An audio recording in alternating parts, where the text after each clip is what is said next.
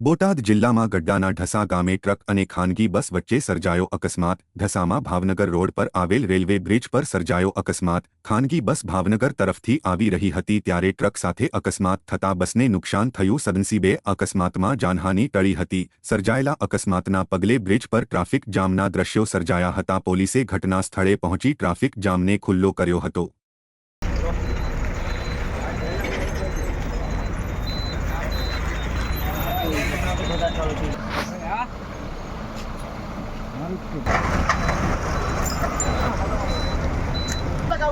નાખવાનું